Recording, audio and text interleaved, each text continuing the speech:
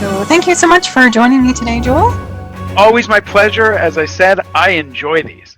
Excellent.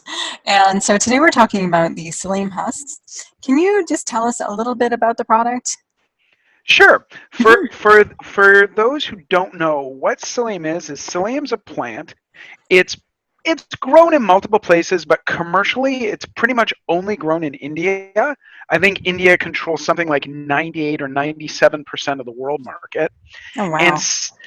psyllium has been known for hundreds of years as something that works really well as a cleanser for your digestive system.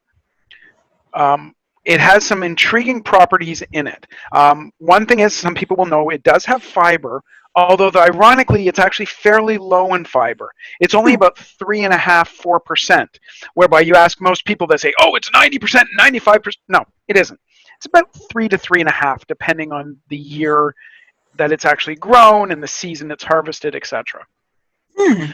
But what makes it awesome at its job is that it's incredibly high in something called mucilage. Okay. And what mucilage is, most people who aren't in the industry wouldn't have ever heard that phrase even, Hmm. but it's fairly common in the herbal and natural health industry. A lot of plants have mucilage, but no plant has anything close to the amount of mucilage that psyllium has. And what the mucilage does is, as soon as it comes in contact with moisture of any kind, it can Hmm. be water, it could be, I'm trying to think of another form of moisture, but on the fly here. But it comes in contact with any moisture, it essentially becomes a weak gel, for lacking Okay. a better phrase. Hmm. So if you imagine, for example, something like jello or gelatin just before it hardens and becomes that jiggly mess, Hmm. um, that's what this stuff does. It becomes a liquid gel like substance. Hmm. And what that gel like substance does is, in you, it traps toxins, Oh. and at the same time, it's a mild irritant for your colon. And why that's important is, when your colon is irritated, like Hmm. anything else on the planet, including you and I, when we're irritated, what do? We try and get rid of the irritant. Mm. And that's what your colon does. So it causes you to poop. Hmm. And when you poop, I'm trying to be as polite as I can. When you poop, it moves all those toxins that it's grabbed and held onto out of you. Hmm. And the unfortunate part is, most people in North America, due to our diets, due to our stress level, and due to our inactivity, which unfortunately due to COVID is only getting worse, Hmm. um, our our digestive system kind of gets lazy, Hmm. and it doesn't want to poop as frequently as would actually be healthy for us. So anything that's really high in mucilage, what it does is, it forces us to actually poop. And that may sound like, okay, you're going, okay, I don't need that. I'm fine. I'm this, I'm that. But if you actually think about it, most people poop between 0 to 1 time a day. Hmm. And and you say to yourself, okay, I poop 0 to 1 time a day. Say I poop today, I'll poop maybe tomorrow, maybe the next day. The problem is, if you think about that logically, most people eat between 2 and 5 times a day. I'm including Hmm. snacking there. Hmm. And every time you put something in you, you're putting in some toxins, some nasties, or when you're putting in something even healthy, as your Hmm. body digests it, it's actually producing byproducts that are unhealthy. And that's fine. That's the way of the world, and that's, our bodies are designed to work through all those and get them out of us. But the problem is, if our digestive system is slowed down so much that it takes longer, what ends up actually happening is, those toxins and those nasties, as I'll call them, and I'm doing air quotes here, Hmm. actually begin to putrefy inside us. Ooh. And they create extra toxic byproducts. Okay. So it's not, we're not talking that this is crisis level if, for example, you poop today and you don't poop until later tomorrow, or you don't poop till the next day. But if this happens on a chronic level, so you're having this happen to you day in, day out, week in, week out, after a while, you actually get a buildup of these toxins and these toxic byproducts in your body, and they start actually doing damage. Oh, gosh. And if you take it to the 10th degree or take it to an extreme condition, in some people, when they have this happen for days on days on days, weeks on weeks on weeks, months, etc., etc., etc., it actually causes what's called necrotic tissue. And what that is when you have a concentration of toxins so high in a specific area that Mm-hmm. they actually attack the cells in that area or block those cells from being able to get nutrition, and they actually die. Oh, my. Now, yes, I'm not saying that's happening to everyone. I'm not saying that, oh my God, if you don't poop in the next 4 hours, you're killing your cells. No, I'm not looking for panic here. I'm just saying that it's a slow downhill slope that Mhm. virtually everyone in North America who doesn't work to address it will actually go down. And as part of that, they've actually seen, for example, what happens in a lot of nursing homes and long term care facilities is Mhm. that people who have been through this for a year, they actually have, and it's quite heartbreaking to see, you'll see people who literally without help will not go to a bathroom for a week. Oh, goodness. And they'll eat that whole time because they're getting nutrition, they're getting energy, but Right.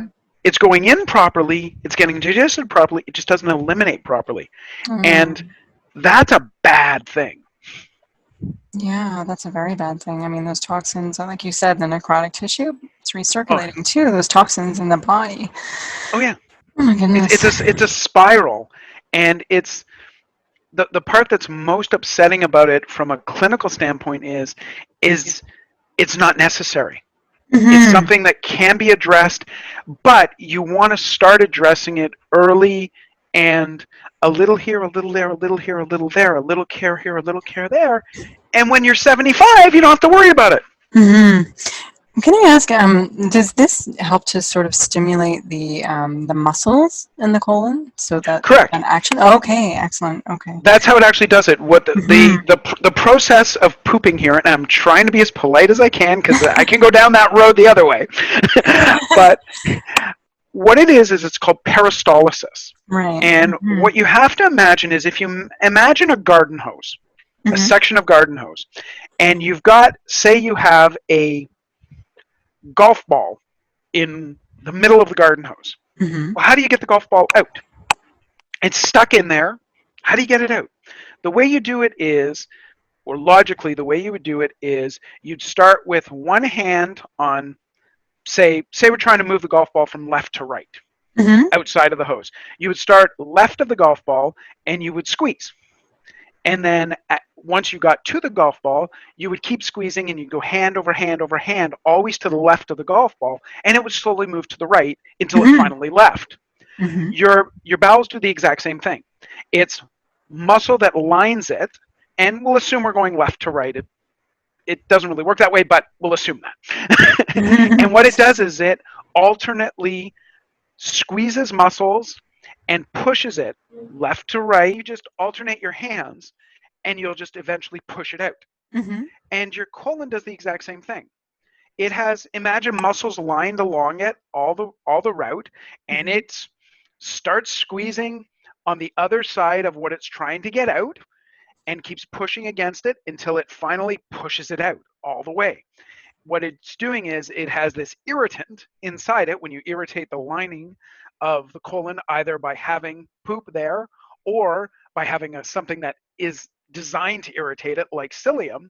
Hmm. And it just says, I don't want this in me, starts squeezing each muscle in turn from the left to the right, and it just gets it out of there. Excellent. So for people who may have issues with that in particular, not just their food choices, because I know that food choices can sometimes create a problem with elimination, but for someone who may have lost some of this peristaltic activity, this would be a great product. Correct. Yes. Mm-hmm. But one thing I do want to stress though, if you're having issues with peristalsis, Mm-hmm. you do want to talk to a healthcare provider, Mm-hmm. because just doing psyllium itself will help do that. But you also want to work with them on exercises and other things to help build up that again. That's true. Yes, very true. So we did speak a lot about colon health and cleansing the digestive system. But what other benefits does psyllium have for us? Well, some of the best things are that mucilage they have found is also incredible for cholesterol and heart health. And Hmm. the reason it is when psyllium, that mucilage is there and it's pulling all those toxins, part of the things it also pulls and grabs and holds onto Mm-hmm. is cholesterol. Mm. So it Excellent. actually will take low density cholesterol, which is the bad cholesterol, LDL cholesterol. It will actually take it and grab it right out of your digestive system, trap it, and when you poop it out with the psyllium. Interesting. That's excellent, actually. Someone who's looking to lower their cholesterol levels. Oh yeah, and they found that it's actually so good at it that Mm-hmm. the American Medical Association and the American Heart Association and also the Heart and Stroke in Canada recommend psyllium for that. And please understand, if you have mild cholesterol, great. Mm-hmm. If you have severe, the psyllium in and of itself is not the only solution, but it's part Mm-hmm. of a solution. I just want people to know that so they don't think, oh my God, I'm going to go and get some psyllium and I'll be cured. No, but it will help. Excellent. That totally makes sense. Absolutely. And should certain people actually take caution maybe when using this product, or is it pretty safe for everyone? It it is and it isn't, and Hmm. there's a mild thing you have to worry about. Okay. It's okay with everyone unless you have an allergy to psyllium, because everyone Mm. will be allergic to something. But Hmm. a psyllium allergy is fairly rare, but it is possible. The other concern is because psyllium actually is gels liquid, Hmm. you have to be sure and be certain that you have enough liquid in you, because Uh, if you don't have enough liquid in you, it could actually cause problems that are the exact opposite of what you want. It could get caught in you. ooh. So what's recommended is you take psyllium inside liquid Hmm. and then you follow it with more liquid. And what I'll give you an example of what I do. Hmm. For example, myself, what I do is I have a yogurt smoothie in the morning. What Hmm. I'll do is I'll take 2 cups of yogurt, non-fat, just nice, really bulking yogurt. Mm. I'll take that. I'll take a cup of whatever fruit I have in my house. In fact, right now I'm looking at some beautiful peaches and apricots. I'll take them, throw that all in a blender, Hmm. and to that I will add a tablespoon of psyllium, a nice well-rounded tablespoon. I'll add it in Hmm. there, blend the whole thing up nicely. But here's the big but. When I'm done drinking my smoothie, I Hmm. then after that follow it with another 2 cups of just water. Oh my. Okay. And the Hmm. reason is I just want to make sure there's enough water going through that the psyllium, number one, doesn't get caught in my throat, Mm. that actually makes it down to my gut. And I want to make sure that there's water in my gut so that the psyllium has something to turn all that mucilage into a gel. Hmm. And on top of that, if you think about it, the water, all it's going to do is hydrate me, and worse comes to worse, it helps me get rid of more toxins anyways, as water always will. Exactly. So Makes there's no sense. negative. Excellent. Would this be like a great product if you had some sort of bacterial overgrowth or any kind of issue with your little bacteria in your gut? Well, yes and no. Hmm. In and of itself, there's no probiotic quality or prebiotic quality to it. Hmm. The only, and the nice thing is, it also doesn't feed pathogenic organisms, so you don't have to Okay. worry about it allowing your pathogens to go out of control. However, there is one thing. You don't want to go overboard with it, Mm-hmm. because if you go overboard with psyllium, what ends up happening is you could get some of the probiotics caught in it and they get them ejected. Ah, okay. But if you take it at the recommended levels, Mm-hmm. that's not a concern. So it's about a teaspoon that you would take on an everyday basis, or? Me, I do a heaping tablespoon, or a Mm-hmm. well-rounded tablespoon. I do that every morning. Okay. But you'll find some people will be recommended by their doctor to go as high as 4 or 5 times that amount. Okay. I guess It, it it depends. depends there. I take it not because I need it. I take it just to enhance my health and Mm-hmm. to prevent me needing it later in life. Yeah. Oh no, that makes sense. Prevention is the best medicine, Yeah. right? So I just take enough to cause an effect, but Mhm. I don't take enough where I have any concerns or where it's a massive therapeutic dose. Like everything else in natural health, a little bit is usually good. A Mhm. lot without a doctor telling you it is kind of silly. Yeah. Yeah. Of course. In that vein, is it good for children at all, or should children take this? Or The answer to that is yes and no. okay. Like everything else, there are no simple answers. Um, if a child has chronic constipation, which Mm-hmm. actually is far more prevalent than I originally thought, even until I had a kid Mm-hmm. and had that conversation with the pediatrician, it's actually fairly common. What you can do is just add a little. And when I say a little, I'm talking literally a quarter of a teaspoon at a Okay. time to every little thing. Like I've even cooked with psyllium, for example. I've sprinkled it into the breads I make. Mm-hmm. I've put it into things like Jello. I've put it into if I'm making muffins, I'll add a little bit. Even, and I'm not talking like a bran muffin where you expect it to be really fibrous. I'm talking something like even like a cranberry muffin. Mm. We make cranberry muffins, lemon cranberry. Just a little bit here, a little bit there, because every little bit adds up. And if I'm making a sauce, for example, I make my own spaghetti sauce. I'll sprinkle some in, and it acts as a little bit of a thickener, so no one notices it. But at the same time, you're still getting all the mucilage out of it. So what I'm saying is, with children, you want to add a little bit here, a little bit there, a little bit here, a little bit there, a little bit here, a little bit there to help them. Mm-hmm. But you don't want to give them a massive dose at any time. Hmm. That's brilliant. I didn't know you could add it to foods and baked goods like that. That's Oh great. yeah, I add it to many things. I literally have in my baking area where I keep my flour, my sweeteners, my brands, etc. I have a little container with about a pound of Mm-hmm. psyllium. I have both forms. I have the whole husks and I have the powdered husk, depending on which one I'm using. And Mm-hmm. I'll add a little here, a little there, a little here, a little there, and like everything else, it just adds up to good health. A pinch of this and a pinch of that. That is great. Adding Definitely. up to good health. That's fantastic. Okay. Mhm. Can I ask you, are there any preservatives at all in this, or is it just straight psyllium? Well, our product is actually that's one of the benefits to our product, and one of the Mm-hmm. reasons we've been so successful with it is our products are a one ingredient product. We have Fantastic. psyllium, you either get the whole or the powder. There's no preservatives, there's no sweeteners, there's no flavors, there's nothing. Because if you look on the market, for example, if you go to your local drugstore or your local grocery store, Mm-hmm. you'll see 90 to 95% of psyllium products have a sweetener in them and Mm-hmm. have a flavor. And the problem is, if you're someone like me, I prefer to just put it in something I'm making. That way I can choose the flavor. I don't need sweeteners. I don't need anything like that. I'd rather just take it.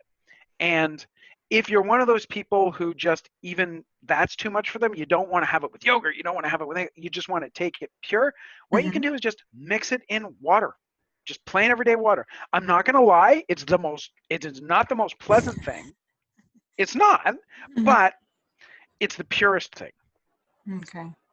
I see. So for 30 seconds, you've got to basically just take it, downer, take some water after that, and then it's done. It's pure, and you know you're not putting anything in you that can contribute to the problem. Because you have to Mm. remember, if you're getting something that's sweetened and flavored, well, part of the problem is The sweetener in and of itself has toxins in it, or it's Right. artificial, which is even worse. Yeah. And most of the flavors out there, to make them shelf stable, they have a lot of toxins in them also.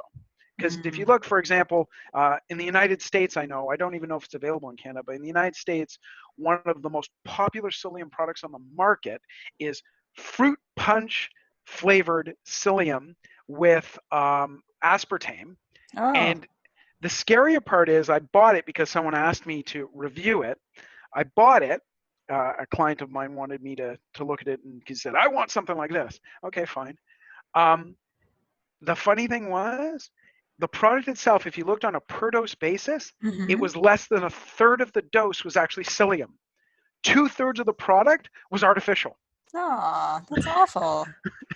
So, but Oh. the weirder part was people were taking, for example, a tablespoon, thinking they were getting a tablespoon of psyllium, where they were Oh. only getting a third.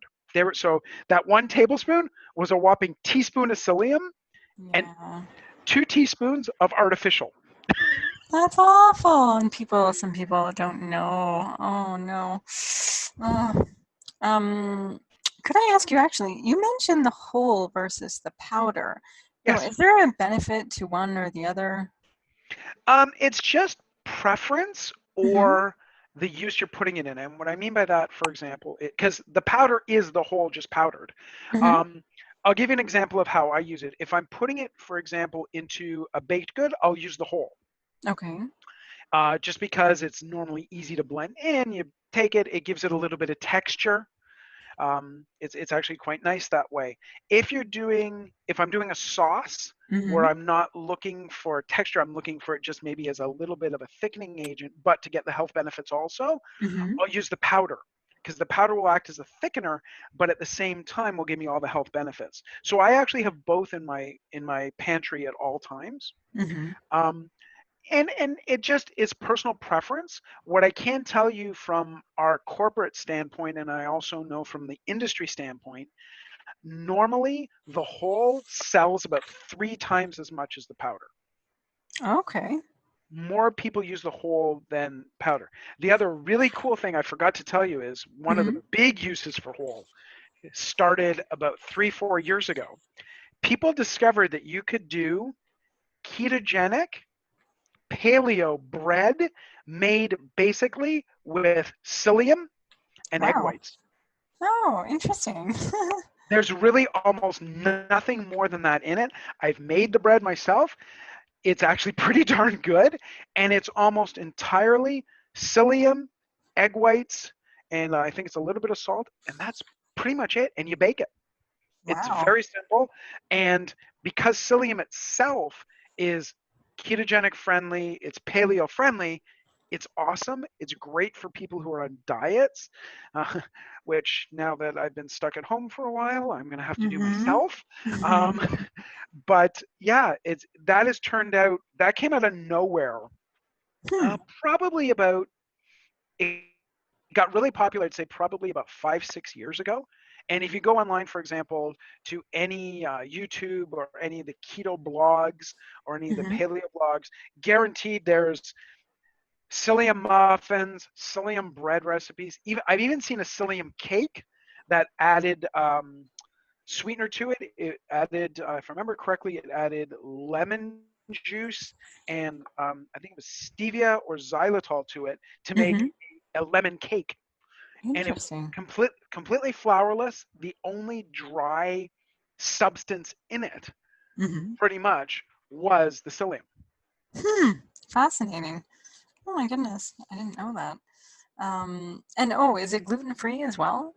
Completely gluten free. Mm-hmm. There, if the nice thing is, if you're concerned about any allergens or anything like that, Mm-hmm. unless you're actually allergic to psyllium itself, there are no Mm-hmm. issues.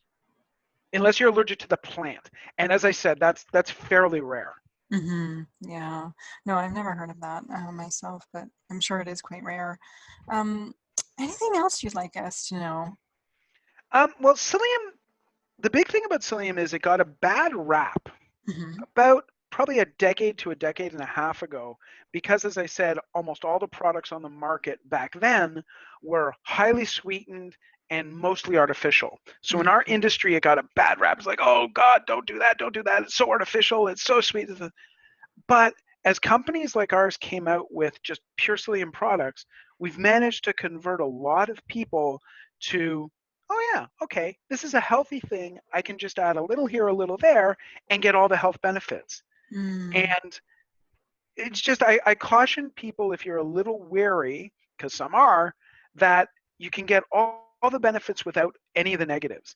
The big thing, though, to remember, folks, is as with any product that is digestive stimulating, start slow and work your way up. You have to give your digestive system time to accept it and accommodate it, because it's a change to your diet. It's not doing that is like asking someone who's been vegetarian there for the past 10 years or 5 years to Mm-hmm. all of a sudden have a porterhouse. Mm. Your, Yep. your digestive system just goes into panic going, what the heck is this? I can imagine. So Oh, you that just makes you sense. just want to let your digestive system get used to it. Start out slowly, work your way up, and then you'll start to see the benefits. Mm-hmm. Excellent. That makes so much sense, and it sounds like a great product, Joel. Can we find out how where we can get this? Of course, on your Sure. website, but My where? website, Amazon. Mm-hmm. We're in essentially every Loblaws affiliated store in Canada. They actually move a lot of psyllium. Mm-hmm. They sell a lot of it, and most health food stores also will have our psyllium. Excellent. So very readily available then. Oh Awesome. yeah, it's readily available and it's always in stock. It's one of those products that we run on so regular a basis that we just don't run out. So thank you so much for talking to us about this. It's a very important product for health, not only colon health, but also, as you mentioned, the cholesterol. Um, and it just makes so much sense to for everyone to take this product. Oh, definitely. And I thank you very much as always. It was fun. I enjoy doing these. I can't tell you how much. Excellent. Well, I'm looking forward to speaking with you again soon. Definitely. Myself as well.